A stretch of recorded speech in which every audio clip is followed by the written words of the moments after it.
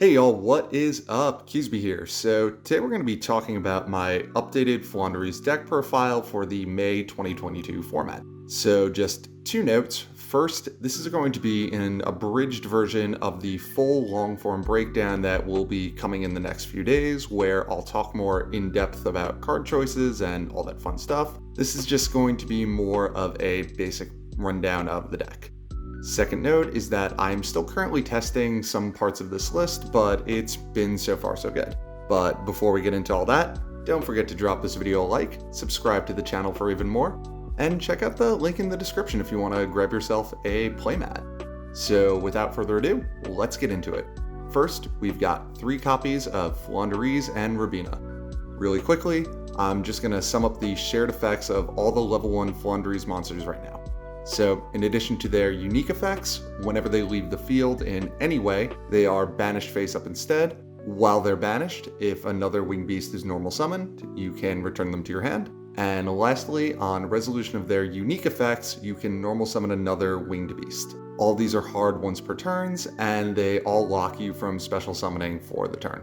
So now, Rabina's unique effect is that she can search out a level 4 or lower winged beast from deck and add it to your hand.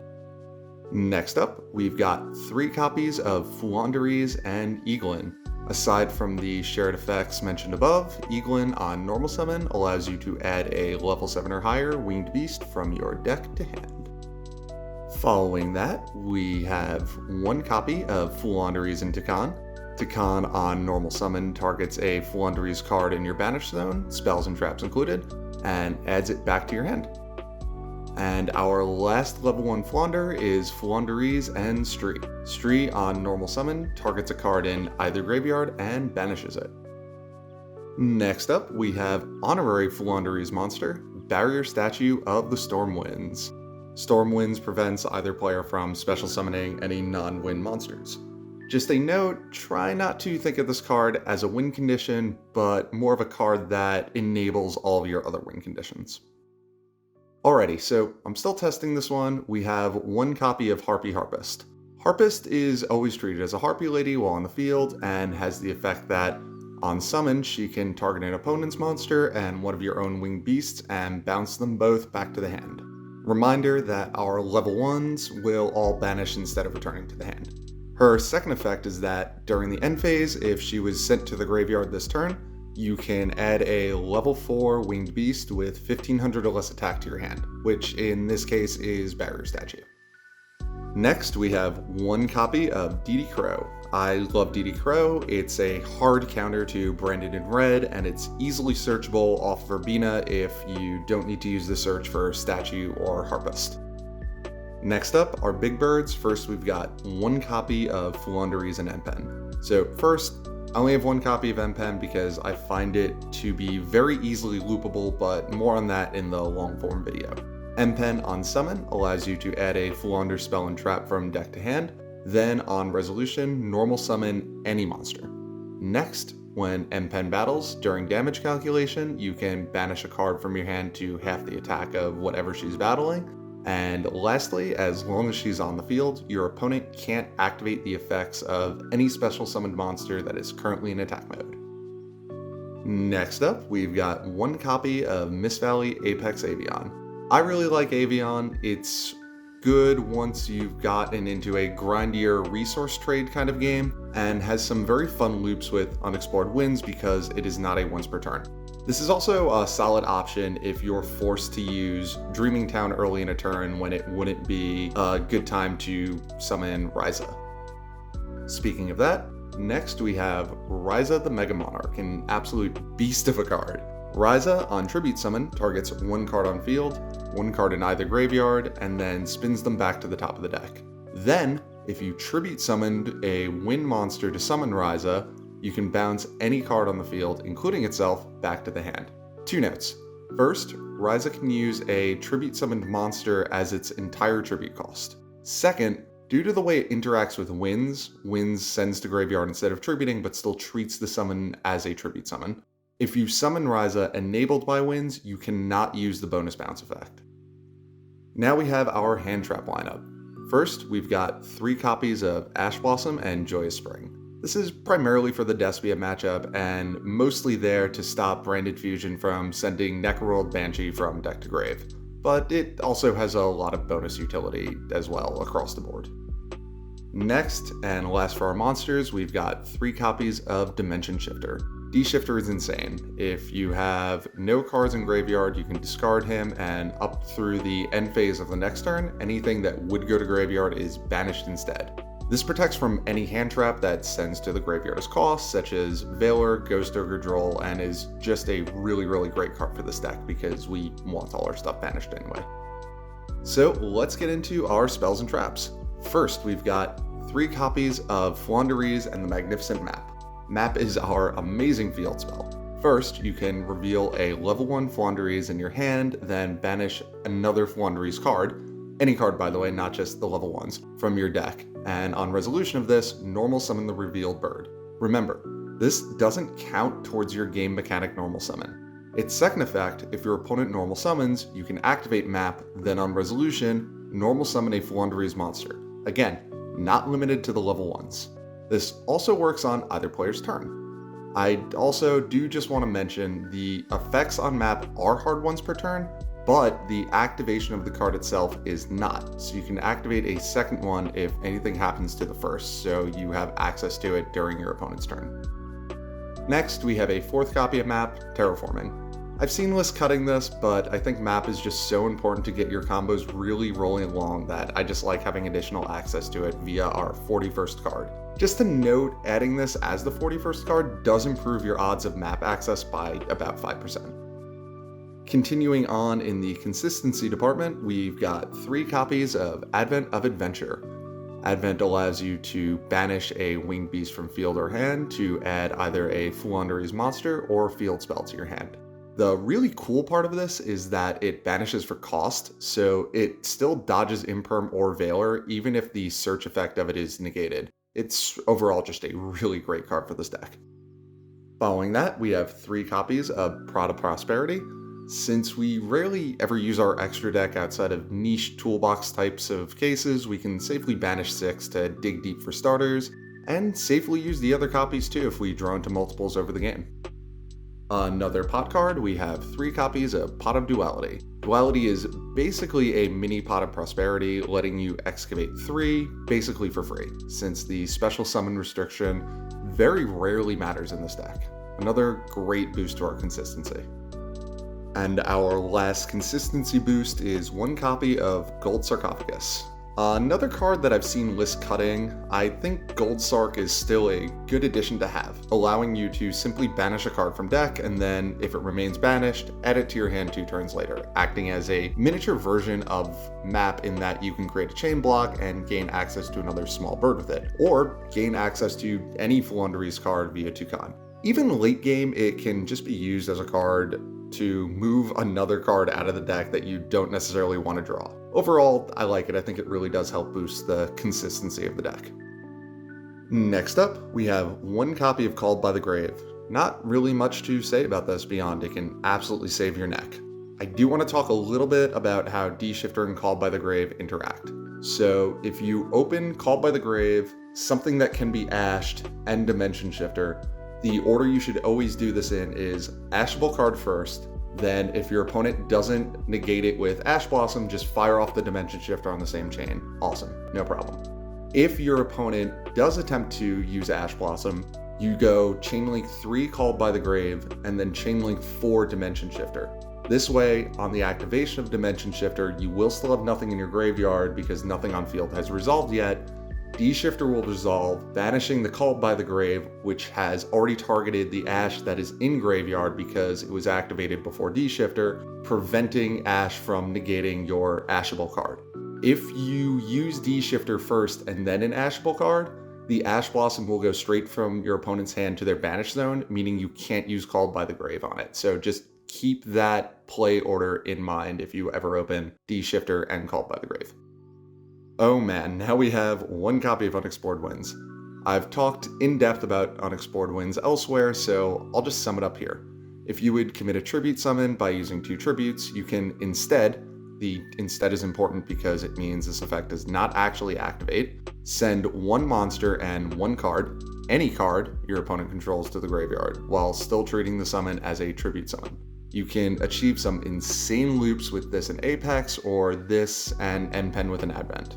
Its second and also amazing effect is once per turn, you can reveal up to 2 winged beasts in your hand, put them at the bottom of the deck, and then draw that many cards. Really good for keeping Eaglin alive throughout a game once you already have your 3 big birds in rotation. For utility spells, we have 3 copies of Dark Ruler No More. We don't care so much about OTKing, and if we can stun out a board and establish our own, then pick off the problem monsters, we can generally establish a game-winning lock afterwards. I main this over Featherstorm because I find that this deck needs more of a boost when going second versus when going first. Last for our spells, we have 1 copy of Harpy's Feather Duster. Not much more to say about this beyond this deck does have problems with back row, so we hedge our bets against it. But even in not back row heavy decks, Imperm, Droplets, Chalice are all seeing play, and this can clear them when going second before they become problems. And for our 1 trap for the deck, we have 1 copy of Floowandereeze and the Dreaming Town. Dreaming Town, during the main phase, allows you to, on resolution of it, normal summon a level 4 lower winged beast monster. This includes Statue and Harpist if you ever need to. It's what lets us play on our opponent's turn on our own terms without being limited to waiting for them to normal summon. Also, while it's in the grave, if you commit a tribute summon, you can banish it from the grave to Book of Moon your opponent's entire field. This card wins games. Okay, so that was our main deck. Let's talk about the extra deck. I'll just sum up my thoughts quickly. You don't use it often, but it offers some alternative outs to Floodgates or hard to beat monsters, so don't forget it's there. First, we have a Dogmatica Maximus package of 1 Entis, 1 Cyber Dragon Nova, and 1 Mechaba to summon off of that Nova. It doesn't come up often, but we have the space for it, so we might as well just leave it in there. Next up, we have our Charmer package of Water, Wind, and Dark. This mostly serves as bridges into Access Code Talker, Water being able to take a Halqifibrax, Dark being able to take Verte, but that is gone now, so it has a little bit less utility, but it's still good. And Wind is kind of the least useful, but can still be easily made and potentially get you access to Access Code through Selene, if you have a Dimension Shifter in rotation. Next up, we have 1 copy of Linkuriboh. This is mostly here to convert a bird into a dark for Dark Charmer, or convert a bird into a non-winged beast to bridge into our next monster under There Can Only Be One. And speaking of, that very next monster is Nightmare Phoenix. As previously mentioned, this is a solid out to There Can Be Only One that can be made while playing underneath the type restrictions of it. Next up, we have 1 copy of Selene, Queen of the Master Magicians. She's here for corner cases where you want to make a very big access code talker and have access to Dimension Shifter to resolve her effect. Again, it doesn't come up overly often, but we do have the room for it. Now we have 1 copy of Access Code Talker. He is mostly here to be a big body, but he can also attack over a Geomathmech Final Sigma, regardless of if he's summoned off of the Charmers, Selene, or even just Linkuriboh and 3 other birds. Our last link, we have 1 copy of Underworld Goddess of the Closed World. She's a niche out mostly to Geomathmech Final Sigma, but really anything in situations where you can't safely get to access code, since this deck can spam out a ton of small birds onto the field in the course of a couple of turns. Following that up, we have 1 copy of Lyrilisk Promenade Thrush. Thrush can detach material to spin away one of your opponent's back row. Really good for outing Zombie World if your opponent already used their Necroworld Banshee, or Skill Drain if you can banish her as Chainlink 2 via Advent of Adventure. And closing out the extra deck, we have a Divine Arsenal Zeus package of Assembled Nightingale to poke in directly, Downerd Magician to add a 2nd activation to the Zeus, and Zeus himself to clear that annoying zombie world, or most anything else. This is another line as well to deal with Geomathmech Final Sigma, as you can use Zeus to clear the field of everything but the Sigma, then on your next turn just attack into the Sigma to double KO them. Alrighty, let's talk about the side deck. First up, we've got 3 copies of Harpy's Featherstorm. This is basically Dark Ruler No More, but better and in trap form. If you control a winged beast, so like half of our deck, blanket negate any monster effect your opponent activates for the turn from anywhere. I side this over maining it because, again, I just like to improve the going second game off of the die roll, but if I know I'm going first, these go right in. You can also activate this card from hand if you control Harpist, but that hasn't ever actually come up in a really meaningful way, but it's really good to know that you can if you ever need to. Next up, we have 2 copies of Lightning Storm. It's mostly there for additional back row removal with upside that it can clear monsters if you need it to. I prefer this over Evenly because Lancia is so heavily sided against this deck, and getting hit with Lancia in response to Evenly is just such a brutal way to have a turn go. Following that, we have triple Cosmic Cyclones, just good chainable back row removal, especially when you're going first. I prefer this over Twisters because I would rather pay the 1,000 life points than discard, and we do also have Ryza, Apex Avion, and Unexplored Winds to aid in clearing a lot of back row on our opponent's turn if we do need to. Next up, 2 copies of Raigeki.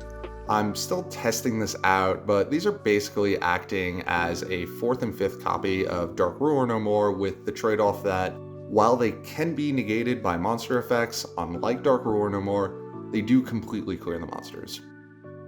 Then we have 1 copy of Mystic Mine. It's just an uh-oh button for certain matchups, and we're already running Terraforming, so it's nice to just be able to reach to it if we ever need to.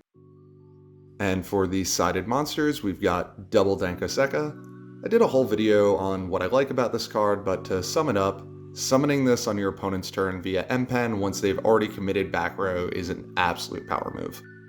And lastly, we have 2 copies of Skullmeister. This is new and specifically to combat Necroworld Banshees in Graveyard Effect. While it does have other utility as well, I'm liking this a lot specifically for that reason. It does conflict with Dimension Shifter, but generally if Dimension Shifter is live, you don't have to worry about anything that Meister would need to negate. So really it's just there as backup for him. So that has been the abridged version of my updated Floowandereeze deck profile. In the next few days, I'll have a much longer and more in-depth version of this, where I give a lot more insights and reasoning behind the card choices, but I just want to crank out a shorter version for anyone who just wants a list and a very basic overview. As always, if y'all learned something, don't forget to drop this video a like, check out the link in the description if you want to pick up a playmat for yourself, and subscribe to the channel for even more. And I'll catch y'all later.